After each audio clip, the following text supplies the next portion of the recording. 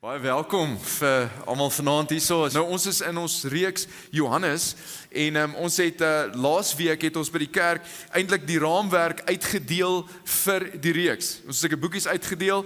As jy nie laasweek hier was nie en jy het nie een gekry nie, kom praat met ons. Ons het 'n paar beskikbaar en ons gee dit graag vir jou. En die hart van hierdie is die raamwerk vir die reeks. En so bring elke keer jou boekie en maak die notas sodat jy aan die einde van hierdie reeks het jy jou boekie met jou notas en dit wat die Here vir jou kom wys het en wat jy wou bespreek of wat jy wou dieper delf in dit. So dis net rondom dit. Maar kom ek bid vir ons en dan duik ons in die woord van die Here in. Vader, dankie vir die groot voorreg wat ons kan hê om in die naam van Jesus hier te kan bymekaar wees. Dankie vir elkeen wat aanlyn ook inskakel van reg oor die wêreld en deel is van wat hier op hierdie oomblik gebeur ook. En ek wil kom vra dat u woord sal oopbreek vir ons en dat ons sal nuwe dinge sien en vars dinge sal sien en dat u ook vir ons sal wys wat is dit wat u wil hê ons moet doen. Dankie dat ons vandag kan feesvier saam met mense wat 'n volgende stap neem in hulle geloof en dankie vir elkeen wat vandag ook gedoop is. En Here, so ek kom vra dat u ons sal kom bedien deur die Gees, deur die woord. Seën vir ons in die naam van Jesus. Amen. Die evangelie van Johannes. Evangelie beteken goeie nuus. En vir iets om nuus te wees, moes daar iets gebeur het en dit moet vertel word, dit moet gerapporteer word. En Johannes, 'n volgeling van Jesus, die apostel Johannes, die disipel van Jesus, vertel wat Jesus gedoen en gesê het. Daar's 4 evangelies in die Bybel. Dis die eerste 4 boeke van die Nuwe Testament, Matteus, Markus, Lukas en Johannes. Johannes het die langste geleef van al die apostels. Hy het die oudste geword en hy het baie tyd gehad om te dink en te mediteer oor wat Jesus gedoen en gesê het en die diepte en die omvang van dit. En dan skryf hy hierdie evangelie van Johannes wat anders te lyk as die eerste 3, Matteus, Markus en Lukas. Waar die eerste 3 baie vertel van wat Jesus gedoen en gesê het, is dit asof Johannes meer 'n interpretering wil gee oor hoekom Jesus dit gedoen en gesê het. En hy wil eintlik 'n teologiese interpretering gee van die diepte en die omvang en hoekom dit belangrik is. Aan die einde van sy evangelie, dan gee hy eintlik, hier's die rede hoekom ek hierdie dinge neergeskryf het. Hy sê eintlik, daar's so baie goed wat Jesus gedoen en gesê het, ons kan nie dit alles neerskryf nie, daar sal nie genoeg plek wees nie, maar ek het baie spesifiek sekere dinge neergeskryf en op 'n sekere manier beskryf, en dan gee hy die rede in Johannes 20, dan sê hy, hierdie wondertekens is beskryf sodat julle kan glo. Dis die belangrikste. Ek wil hê julle moet by 'n punt kom dat julle kan glo. Nie net dat daar 'n boek in julle Bybel kan wees en net sodat jy kan plak om en sê my lewe is beter nie, sodat jy kan glo dat Jesus die Christus is. En Christus en Messias beteken presies dieselfde. Messias is die vertaling van die Hebreëse woord van die gesalfde, die gestuurde een, en Christus is die vertaling van die Griekse woord, die gesalfde, gestuurde een. So dieselfde betekenis. So ek wil hê, hier's wat hy sê, die doel van hierdie is sodat julle sal glo dat Jesus die Christus is. Die seun van God. Ek wil hê julle moet hierdie dinge glo en daar's 'n rede hoekom ek wil hê julle moet hierdie glo, sodat julle deur te glo in sy naam die lewe kan hê. Hy is die opstanding en die lewe. Hy is die weg, die waarheid en die lewe. Hy het gekom sodat julle die lewe in oorvloed kan hê. En ons wat hom volg, deel al in hierdie lewe, hierdie ewige lewe. En ek wil hê dat julle in hom glo en wanneer julle in hom glo, want dis die vereiste dat julle ook hierdie lewe kan kry en kan deel in dit. 'n Lewe wat nooit ophou nie, 'n splinter nuwe lewe. Dis hoekom ek hierdie evangelie skryf. Nou laasweek het ons begin met die eerste gedeelte tot by vers 18 van hoofstuk 1. Ons gaan vandag begin by vers 19. En die begin was eintlik Johannes het op 'n ander plek begin as al die ander evangelies en dis amper hierdie loflied waarmee hy begin wat hy sê dat Jesus nog altyd bestaan. Toe alles begin het, wat het hy al bestaan? Hy is God self en hy bestaan nog altyd. En dan in hierdie gedeelte praat hy van Johannes die doper. Elke keer wanneer hy die naam Johannes in die evangelie van Johannes voorkom, praat hy nie oor homself, die volgeling van Jesus Johannes nie, maar Johannes die doper. Jy het dit nou, okay? So hy praat van Johannes die doper. En in laasweek het ek gesê dat hy het gekom Johannes die doper wat 'n ware getuienis gee. En in hierdie gedeelte waar ons gaan wees vanaand, wil hy eintlik bietjie uitbrei en sê wat is die diepte en die omvang van hierdie getuienis van Johannes die doper. Nou hier's wat jy moet weet. Johannes die doper is 'n groot en belangrike rolspeler in die storie van God en in die storie van Jesus wat aarde toe kom. Al die evangelies praat van Johannes en praat van die omvang van dit. Matteus vertel vir ons wat Jesus van hom sê en hoe belangrik Jesus vir Johannes die doper sien. In Matteus 11 staan daar, dis Jesus wat praat, dit verseker ek julle, Onder die mense op aarde is niemand gebore wat groter is as Johannes die Doper nie. As jy gebore is op hierdie aarde, hier's wat jy moet weet, Johannes was groter as jy. In die oë van die Here is hy groot. En dan lyk dit asof Jesus in 'n teenoorgestelde rigting gaan en sê, en tog is die geringste in die koninkryk van die hemel groter as hy. So wat is dit nou? Is hy groot, is hy klein? Hoe werk hierdie? Wat hy hier beskryf is net, dat ek en jy leef aan die ander kant van die kruisiging en die opstanding van Jesus. En dit het in vervulling gekom, al die beloftes van God, maar Johannes het dit nooit beleef nie, en hy het nie lang genoeg geleef om dit te sien nie. En so daar het iets niets en iets anders te gebeur. Hy was net die voorloper van dit. Hy's groot in die oë van die Here. Maar in die konteks van die evangelie, waar ek en jy is ons aan die ander kant van dit, wat eintlik hierdie beskryf. Hy sê, sedert die dae van Johannes die Doper tot nou toe, breek, kyk hierdie woorde wat gebruik word, breek die koninkryk van die hemel vir homself 'n pad oop. Daar's iets aan die koninkryk wat inbreek in duister plekke, en plekke waar daar nie smaak is, die bring dit sout, en dit bring verandering in hierdie wêreld. Die koninkryk van God is besig om te groei en vorentoe gaan. Ons leef in 'n wêreld wat agteruit gaan, en ons leef in 'n land waar sekere dinge agteruit gaan, maar die koninkryk van God breek verder en gaan vorentoe. En dan gaan hy aan, hy sê, en mense wat hulle kragtig inspann, kry dit in besit. Ja, daar gaan iets van jou vat om deel te wees van hierdie. Ja, dit gaan energie vat. Ja, dit gaan moeite vat. Maar wanneer jy insit in hierdie ding, breek dit deur en dit verander mense se lewens. En Johannes die Doper was 'n groot rolspeler binne in hierdie. Al die profete en die wet het tot op Johannes geprofeteer. En as jy dit wil aanvaar, is 'n belangrike ding wat Jesus sê, Johannes is die Elia wat sou kom. En toe Jesus hierdie sê, het almal geweet, hy verwys eintlik na Maleagi, 'n profesie aan die einde van die Ou Testament, die laaste 2 verse in die Ou Testament, waar daar hierdie profesie is, die profeet Elia het al gekom, maar dan is daar hierdie profesie, dat iemand sal in die gees van Elia kom, en soos Elia kom, wat sekere dinge in vervulling gebring. Hier's wat in Maleagi staan. Ek gaan vir julle die profeet Elia stuur. En baie van die Jode het gedink, dit gaan letterlik Elia wees, wat opgeneem is net in die hemel, miskien kom hy net weer terug, maar dit gaan eintlik oor in die gees van Elia. Ek gaan vir julle die profeet Elia stuur, voordat die dag van die Here kom, die groot, die verskriklike dag. Daar gaan 'n dag kom waar die Here kom, en Elia gaan die pad voorberei vir dit. Elia sal vaders, kyk mooi, en kinders met mekaar versoen, sodat ek nie hoef te kom, en die land heeltemal vernietig nie. En dis die einde van die Ou Testament, en ek en jy in ons Bybel blaai om, en ons gaan na die Nuwe Testament toe, maar daai omblaai na die Nuwe Testament toe verteenwoordig 400 jaar.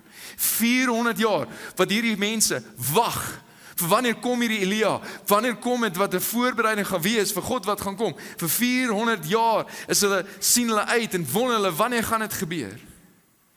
En dan kom Johannes die Doper op die tafel. Sy pa is Sagaria. En sy pa was 'n priester gewees, wat diens doen in die tempel. Hy en sy vrou was al oud gewees. Nee, nie oud nie, sy is gevorderd in jare. Dis wat jy moet sê van vrouens. Was al gevorderd in jare gewees. En terwyl hy diens lewer, verskyn die engel aan hom en sê, luister, hier is wat gaan gebeur. Lukas vertel vir ons, maar die engel sê vir hom, moenie bang wees nie, Sagaria, want jou gebed is verhoor. En as jy daar gaan, dit was 'n aanhoudende gebed. Jou vrou Elisabeth sal aan jou 'n seun skenk, en jy moet hom Johannes noem. Hoekom Johannes? Moet hy nie Sagaria Junior wees nie? Dis hoe dit werk. Die seun word na die pa vernoem, en God sê, nee, ek wil jou met Johannes noem. Ek het 'n plan vir hom. Hy sal 'n bron van blydskap en vreugde vir jou wees, en baie sal bly wees oor sy geboorte, want hy sal groot wees in die oë van die Here. Hy gaan 'n belangrike rolspeler wees. Hy gaan 'n belangrike rol vervul. Wyn en bier sal hy glad nie drink nie, en reeds van sy geboorte af sal hy met die Heilige Gees vervul wees. Hy sal baie uit die volk Israel laat terugkeer tot die Here, hulle God. Met ander woorde, hulle gaan hulle bekeer van hulle verkeerde weë, en hy sal voor die Here uitgaan in dieselfde gees en krag as Elia. Hier's dit, dis Maleagi. En kyk, dis die res van Maleagi, om vaders en kinders met mekaar te versoen. Om ongehoorsaames op die regte pad terug te bring, en om so vir die koms van die Here 'n volk voor te berei, 'n pad voor te berei. Dis wie jou seun gaan wees, en sy naam is Johannes die Doper. Hy was 'n groot rolspeler. En so Johannes begin doen waarvoor die Here hom gestuur het. En hy begin preek, en hy sê vir ons, julle moet julle bekeer en terugdraai van julle weë af, en as teken daarvan moet julle gedoop word, wat wys dat julle draai terug na die Here toe, en hy preek oralste, en hy doop 'n klomp mense, en dit is 'n hele ding, en dit die leiers in Jerusalem, die godsdienstleiers, neem notisie van, hier's iets besig om te gebeur. En is dit miskien God wat hier iets begin gedoen? Is dit miskien die begin van die beloofde en die Messias, die Christus wat moet kom? En so die leiers in Jerusalem stuur 'n afvaardiging na Johannes toe waar hy besig is om mense te doop en te preek. Ons val in vers 19 wat dit beskryf. Die Jode, en hierdie Jode verwys nie na die volk nie, dit wys baie keer in Johannes se evangelie na die leiers, die ouens wat teen Jesus is. Die Jode het priesters en leviete van Jerusalem af na Johannes toe gestuur. En onthou, Johannes, die doper, is deel van hierdie lyn. Hy is deel van die priesters. Sy pa was 'n priester. So hulle het baie respek eintlik vir hom. Hierdie ouens het meer respek vir Johannes gehad as wat hulle later vir Jesus sou hê. En hulle stuur hom, en hier staan wat hulle vra. Wie is jy? Nou is die ding, hulle weet hy is Johannes, hulle weet wie sy pa, hulle weet wie hy is, maar dis nie wat hulle hier vra nie. Hulle vra, in watter kapasiteit is jy? Wat is jou titel? In watter gesag doen jy al hierdie dinge? Ons wil verstaan wat hier aangaan. Want dit is nie net 'n priester hierdie wat doen nie, wat gaan nie aan? Dit lyk anderste. Wie is jy? En hier's wat jy moet weet, as 'n volgeling van Jesus, wanneer jy leef in die weë van die Here, wanneer jy gehoorsaam is aan wat hy vir jou vra om te doen, en jy leef dit, gaan mense vir jou vra, wie is jy? Jy was altyd so gewees en nou is jy so. Jy het altyd daar uitgang en jy doen nie meer nie, en jy het saam met ons toe gaan en nou doen jy nie meer nie. Jy het altyd so gepraat en jy doen nie meer nie. Wie is jy? En hulle het dalk geweet hoe jy gelyk het voor die tyd en waar jy nou is, en hulle gaan vra, wie is jy? Of miskien werk hulle saam met jou, of miskien is hulle saam met jou in die koshuis, of miskien is hulle saam met jou en waar jy sport doen, en hulle soos, jy leef drasties anderste. Jy reageer op 'n ander manier. Jy dink anderste. Wie is jy? Wat is dit? Wat gaan nie aan? En miskien moet ek die vraag vra, wanneer laas het iemand vir jou gevra, wie is jy? Omdat jy so anderste leef en reageer as die res van die wêreld. Indien nie, miskien lyk jy net soos die res van die wêreld. En jy gaan maar net eintlik saam. Nou is die ding, Johannes, die doper was 'n bietjie 'n snaakse karakter. Hy het kameelklere aangetree en hy het springkane geëet en heuning geëet. Okay, so vandag as jy dit doen so is een van 'n nuwe dieet wat jou gaan help of wat ook al. So ek sê nie jy moet weird lyk en op mense skree en springkane en goeders eet nie. Hulle gaan net dink jy's weird, maar as jy op sekere manier leef, kan dit brûe word dat mense die vraag vra, wat gaan nie aan? Hoekom leef jy anders? En ek wil 4 dinge vir jou gee. Die eerste ding het te doen met invloed en mag. Wanneer jy in 'n invloedryke posisie is en mag het en sekere jy's die baas en almal kyk na jou vir 'n antwoord. Ons leef in 'n wêreld dat wanneer jy dit het, is daar baie ouens wat dit vir hulle eie gewin gebruik en vir hulle eie gemak en vir wat hulle uit die deal uit kan kry. Maar wanneer jy op 'n manier gaan leef en jou invloed en jou mag gebruik om ander mense te dien en ander mense se omstandighede te verbeter en die wêreld 'n beter plek maak, gaan mense vra, wie is jy? Jy leef so anders as al die leiers. Wie is jy? Hoekom leef jy so? Die tweede ding het te doen met geld en besittings. As jy jou bes en jou eerste vir die Here gee, as jy besef dat alles behoort aan hom en jy's net 'n bestuurder van dit en jy volg sy beginsels en dit gaan nie net oor jou en wat jy bymekaar kan maak nie, maar hoe kan jy mense dien en hoe kan jy hulle help en hoe kan jy hulle saak bevorder? Gaan mense sê, wat gaan nie aan? Wie is jy? Kom leef jy so? As jy nie klaar nie. Het jy al gehoor hoe klink dit? Mense moan en groan die hele tyd. En as jy sê wel, die mense om my hoor ek nooit dit moan en groan nie, is dit omdat jy nooit ophou nie, hulle kry nie kans nie. Dis jy wat die hele tyd kla.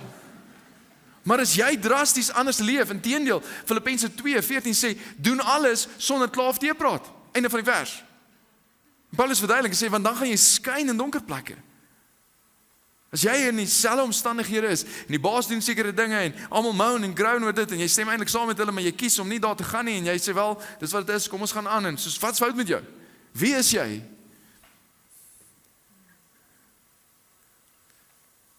Bekommernis, angs, stres, dis die siekte van ons tyd. In Filippense 4 sê Paulus, luister, moet oor niks besorg wees nie. In plaas van besorg wees, iets wat jy moet doen, bid en bid. Hy sê, laat dit 'n trigger is vir wanneer jy hierdie emosie voel om te bid. En hy sê, en dan wanneer jy hierdie doen, gaan die vrede wat alle verstand te bowe gaan, vrede wat jy nie kan verstaan nie, gaan kom waghou oor jou hart en jou gedagtes. En wanneer jy dit kan uitleef, gaan mense soos, jy is soveel vrede in hierdie omstandighede, jy is so rustig in hierdie omstandighede, en wat gaan nie aan? Het jy al mense gesien wat deur regtig moeilike omstandighede gaan, en jy kyk na die vrede wat hulle beleef, en jy sê, hoe doen jy dit? As ek in daai omstandigheid was, sou ek dit nie so kon hanteer nie, hoe kry jy dit? En hier sal 'n antwoord baie keer, ek weet self nie. Dis die vrede wat alle verstand te bowe gaan, dis wat dit is. En as ons net in hierdie gaan dit deure oopmaak dat mense sê, wie is jy, wat gaan aan? En wat jy jou getuienis kan lewer. So hulle kom na Johannes en sê, wie is jy? En dan hier is die getuienis wat hy gee. Hy het hierdie getuienis afgelê, en dan die Afrikaans 83 verduidelik so mooi wat daar in die Grieks gebeur, daar is half hierdie speling wat gebeur. Dat Johannes sê, luister, ek wil nie eers sê dat met 'n halwe idee wees dat julle enigstens dink dat ek die Messias is. En ek wil dit so duidelik as moontlik stel. Hier is hoe die 83 dit sê. En hy het dit duidelik en ondubbelsinnig gestel en openlik verklaar. Soos, daar moet geen verwarring wees van wat ek nou sê. En dan sê, hier's wat ek wil hê, ek is nie die Christus nie. Sien, in God se storie is dit belangrik dat jy weet wie jy is in Christus. Maar dit is ook belangrik dat jy weet wie jy nie is nie. Dat jy die rol kan vervul wat God jou geroep het om te vervul. En dat jy ook weet wat 'n rol jy nie moet vervul nie, want is iemand anders rol. En hy weet presies wat 'n rol hy speel. En hy sê, luister, ek wil dit duidelik maak dat julle moet weet dat ek is nie die hoofkarakter nie. Ek is nie die main act nie. Ek is nie die meester nie. Ek is nie die groot een nie. Hy definieer homself, luister baie mooi, nie in wat hy doen nie, maar in wie hy is in die storie van Christus en in sy verhouding met Christus. En luister, vir jou as volgeling van Jesus is belangrik dat jy leer dat wie jy is word bepaal deur wat hy sê. Vind jou identiteit in wie jy is in Christus, nie in wat jy doen en wat jy bereik en waar jy is nie. Te veel mense soek hulle identiteit in dit wat hulle doen en dit wat hulle bereik en hulle posisie en hulle status, en dan eendag wanneer dit weggeneem word of hulle werk nie meer nie, dan het hulle 'n identiteitskrisis en hulle wonder, waar pas ek in alles? Jy moet weet wie jy is en wat 'n rol jy kan speel. Hulle vra hom toe, okay, maar wie is jy dan? Hy sê, is jy Elia? En hulle noem al hierdie eindtyd figure wat 'n rol moet speel soos wat hulle die berekening gedoen het, en hier is die antwoord, nee, ek is nie. Okay, maar Jesus het dan gesê, so wat gaan nie aan? So ouens het verskillende opinies hier en sê, onthou dis Jesus wat die lyn getrek het, dalk het hy dit nie besef nie, maar tog is dit geprofeteer oor sy lewe. So ek dink net wat hy sê is, ek is nie die Elia wat julle soek nie. Want julle verwag 'n ander Messias. Julle verwag 'n militêre leier. Julle verwag iemand wat 'n tydelike oplossing kan bring vir dit wat julle dink belangrik is en dat julle weer die volk kan wees. En dis wat baie mense doen. Hulle wil hê Jesus moet 'n oplossing wees hoe hulle dink dit moet wees en nie wie hy eintlik is nie. En hy sê die Messias wat julle wil hê, ek is nie die voorganger, die Elia van hom nie. Die Elia waar ek is 'n voorganger van 'n Jesus, van 'n Messias wat gekruisig gaan word en gaan sterf. Dis nie wie julle gedink het dit gaan wees. Dis hulle soos ook as jy dan die profeet. En dit verwys na Moses wat gesê het in Deuteronomium, daar gaan 'n profeet na my kom. Die Samaritane het geglo dat dit is die Messias en hy sê, nee, ek is ook nie hy nie. Ek wil dit duidelik stel, ek is nie die Christus nie. Nou maar wie is jy dan? Geef ons 'n antwoord. Ons moet 'n antwoord gaan gee aan die wat ons gestuur het. Wat het jy oor jouself te sê? En dan hier is sy antwoord. Hier sou homself beskryf. Ek is die een of die stem wat in die woestyn roep. Met ander woorde, ek is nie die gesig nie. Ek is nie dit gaan nie oor my nie, dit gaan oor net wat ek getuig. Maak die pad vir die Here reguit. Dit is soos die profeet Jesaja gesê het en haal hierdie profesie uit Jesaja uit. Wat sê daar gaan een wees wat die pad gaan voorberei vir die Here en sê luister, ek is daai stem. Dit gaan nie oor hoe ek lyk en wie ek is nie, dit gaan eintlik oor hom wat na my kom. En ek is net die voorloper, ek is net eintlik die een wat die pad regmaak. Hy wil dit duidelik maak dat ek is nie die main act nie. Ek is net die opwarming. Ek is net die een wat voorberei. Daar is een wat na my kom wat groter is. En dat my dink aan hierdie woorde in 'n Casting Crown liedjie wat sê, I'm just a nobody, trying to tell everybody all about somebody who saved my soul. Dis wie ek is. Is dit hoe jy jou lewe leef? Leef jy jou lewe om Jesus bekend te maak en dat jy nie die hoofkarakter is nie? Dis wat ek weet. Niemand van ons gaan sê, luister, ek weet die wêreld draai om my en ek wil graag hê die wêreld draai om my. Niemand sal dit sê nie. Maar baie keer in ons lewe is dit presies wat ons sê. Dis soos wanneer jy laat is soos, kan al die karre net asseblief links gaan, want ek het 'n belangrike afspraak en ek is laat, laat ek net kan verbykom. Dit gaan oor my. Asseblief, kan jy net gaan. Verstaan, wanneer jy tussen jou by jou werk is, soos as my baas net weet wat hulle het in my, dan sal hulle my anders hanteer. Ek bedoel, as my vrou net weet wat 'n wonderlike geskenk, ek is vir haar in ons huwelik, sekerlik. Sien, ons sal dit sê nie, maar dis baie keer ons leef. Maak jou lewe Jesus groot. Miskien moet jy jou lewe leef dat ek is net Johannes die advokaat wat Jesus wil groot maak. Ek is net Johannes die loodgieter wat Jesus wil bekend maak. Ek is net Johannes die student wat Jesus bekend wil maak. Ek is net Johannes die ma wat by die huis bly wat Jesus wil bekend maak. My lewe gaan oor hom. Dis presies wie Johannes was. Nou daar was fariseërs onder die wat gestuur is. Die fariseërs was die ouens wat baie streng was oor rituele en verskillende seremonies en die ouens wat al die reëls gehad het en wou rein leef en in die proses het hulle Jesus gemis. En so hierdie ouens het hom toe gevra, nou maar waarom doop jy dan as jy nie die Christus is nie? En ook nie Elia nie, en ook nie die profeet is nie. Nou iets wat jy moet weet, is dat dit was nie dat die doop toe eers begin het nie.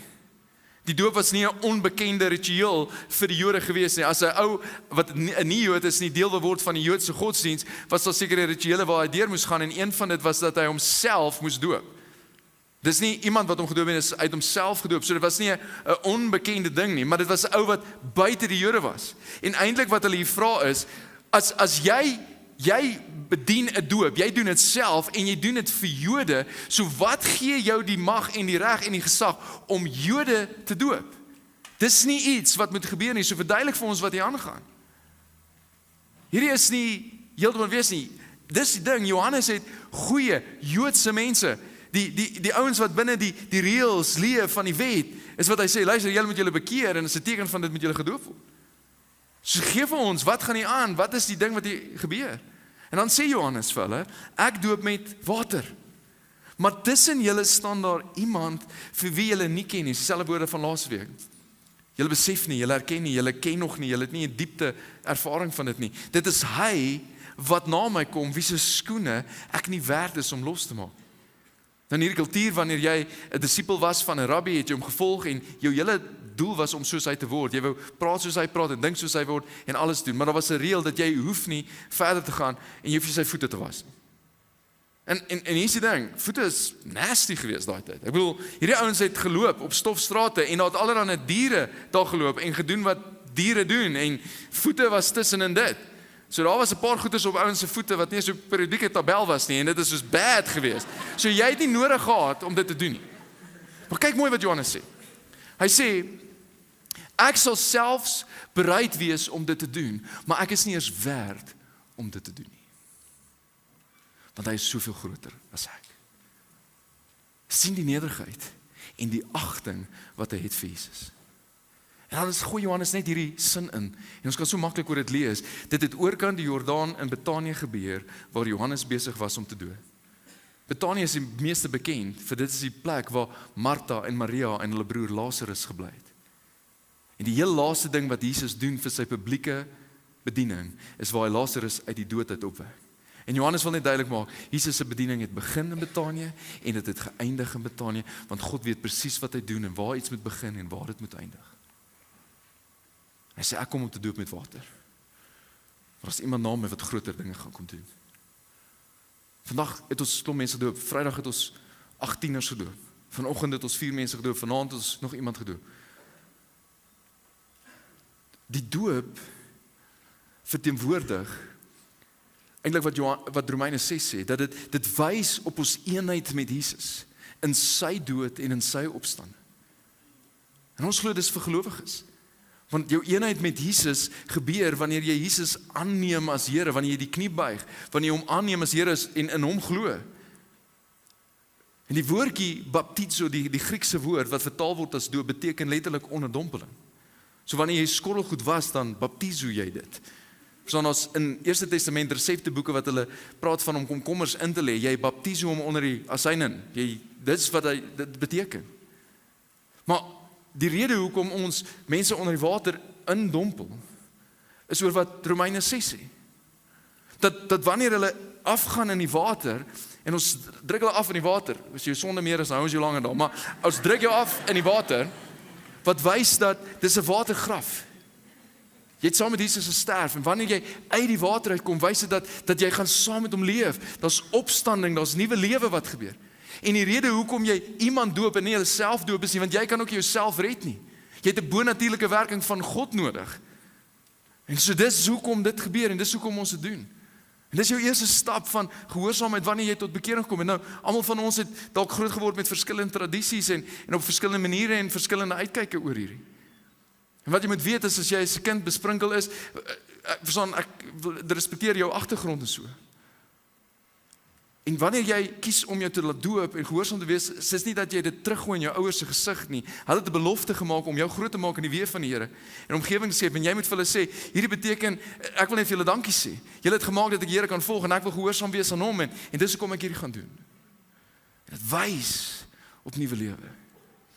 Die volgende dag sien Johannes vir Jesus na hom toe kom, en dis die dag nadat hulle nou hierdie ondervraging gehad het. En hy sê toe, daar is die lam van God wat die sonde van die wêreld wegneem. En ek het soos 5 minute om vir jou die omvang van hierdie stelling te verduidelik. Dit is dalk die beste getuienis wat oor Jesus gegee kan word. En ek wil 'n paar woorde highlight om vir jou dit te verduidelik. Hy begin en hy sê daar, die Engels praat van behold. Dis met ander woorde, let op, kyk, ek gaan 'n aankondiging maak. Dit is van baie groot waarde, neem notas. Daar is die lam van God. Nou ons leef aan hierdie kant en ons weet van Jesus se kruisiging en sy dood en sy opstanding, en so dadelik interpreteer ons dit, dit wys dan van die Christus, die Messias toe. Maar in hierdie konteks het die Jode se koppe, almal wat dit gehoor het, na verskillende plekke in die Ou Testament toe gaan. Oralste waar dit gepraat het van die lam van God, het dit nie iets gepraat oor die een wat sonde wegneem. En miskien het hulle koppe gegaan na die lam wat God voorsien het vir Abraham. Toe hy sy seun Isak, toe God gesê het hy met sy seun Isak gaan offer. En Isak loop met die hout op sy skouers en klim die berg uit, net soos Jesus die hout op sy skouers, die kruis sou dra en opgaan teen hierdie berg. En dan kom hy daar en hy vra, waar gaan die offer wees? En Abraham antwoord en sê, God sal die lam voorsien. En dan is daar 'n lam wat God voorsien. So miskien het hulle koppe soontoe gaan. Miskien het hulle koppe gegaan na die paaslam. Toe hulle uit Egipte getrek het, is die laaste plaag. En God sê, luister, hier's wat julle moet doen. Julle moet 'n onskuldige lam doodmaak en die bloed vat en aan julle deurkusyne smeer. En wanneer die engel gaan oorkom en hy sien bloed, dan gaan hy oor en verby. En die straf kom nie daar nie. En die straf is die dood van die eersgeborene. En jaar na jaar daarna het hulle die Paasfees gevier. En 'n lam is geslag.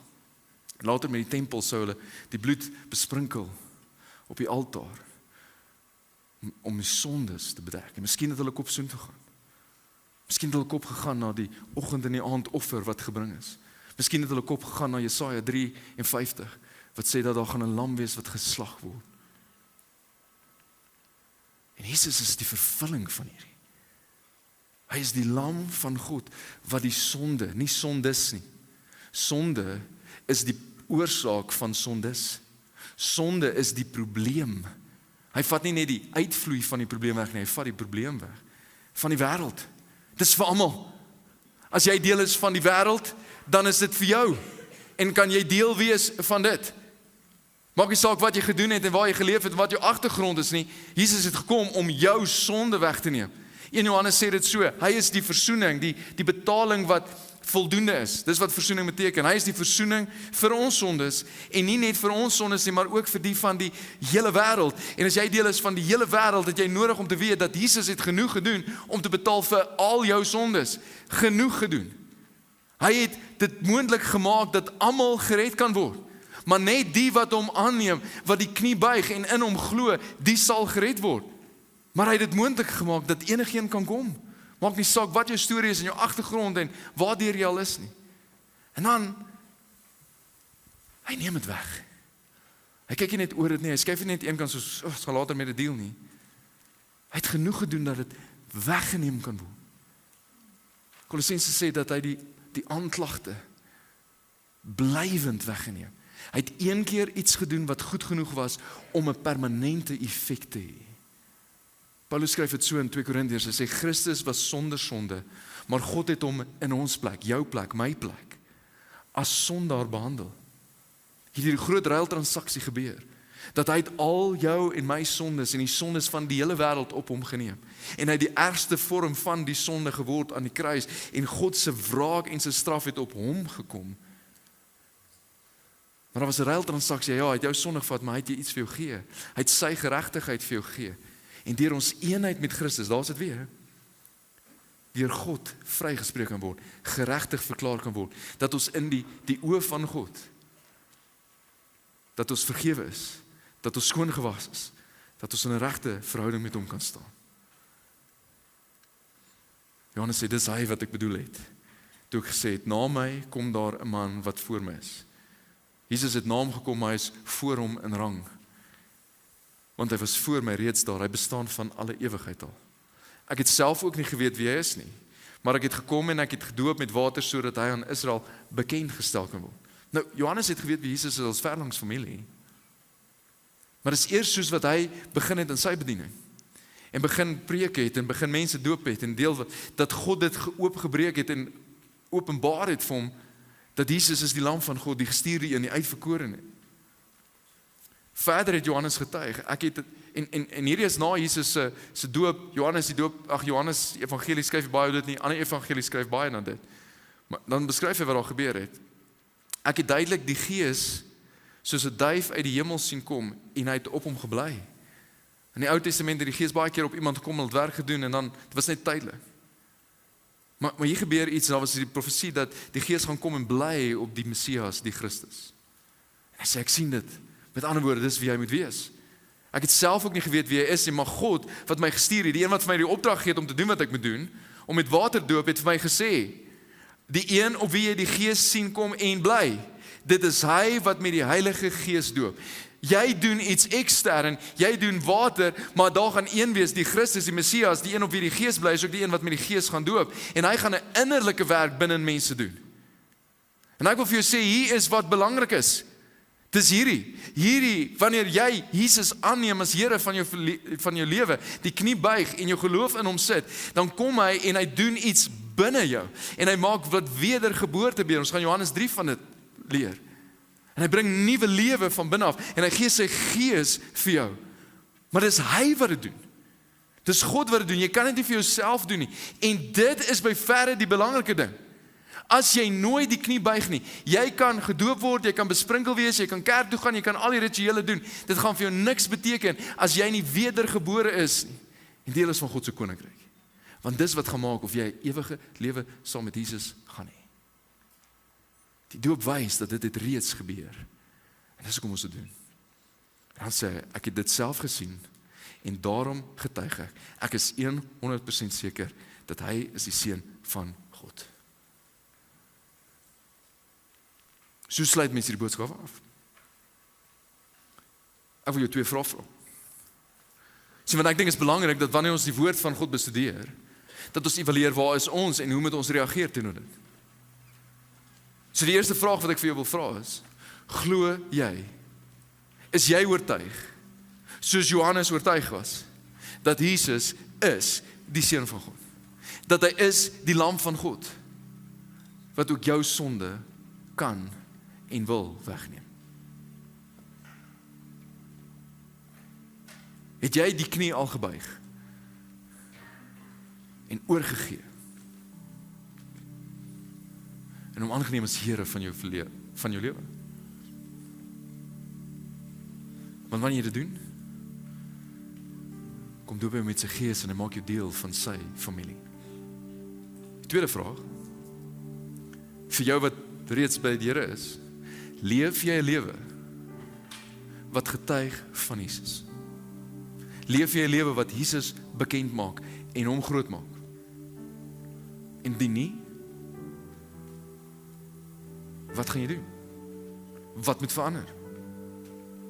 Gaan jy dit bely en bekeer en terugdraai en sê, okay, ek wil hierdie lewe leef, wat nodig is, sodat Jesus bekend gemaak word?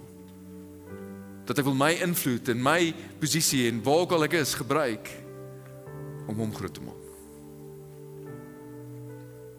So gaan vir ons bid. En ek wil hê met die Here praat oor waar jy is. So Here, ek eer en ek prys U. Eerstens net vir die voorreg dat ons die woord kan bestudeer. En so ek kom bid vir die wat reeds by U is en U reeds ken.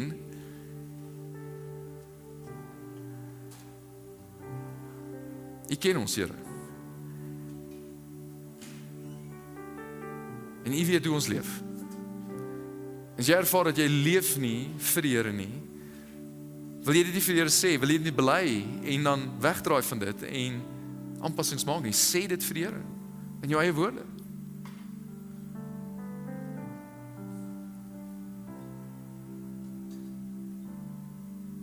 En dan as jy dalk hier is en jy het nog nooit die knie gebuig nie,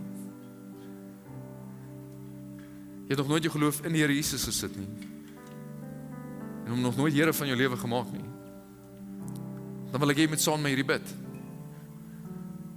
Weereens, dis Jesus wat red. Soos, ek bid saam met my en sê, Here, ek kom bely dat ek is verlore sonder U. Ek kom bely my sondes en ek kom vra dat U my sal vergewe. Ek vra dat U my sal kom skoon was. Dat U my U kind sal maak. Dat U my sonde sal wegneem. Ek kom verklaar U as Here van my lewe. En ek glo wat U gedoen het, was genoeg ook vir my. Ek glo dat U is die Seun van God. Kom help my om te leef 'n lewe wat van U getuig. Ek bid dit in die naam van Jesus Christus, die Here. Amen.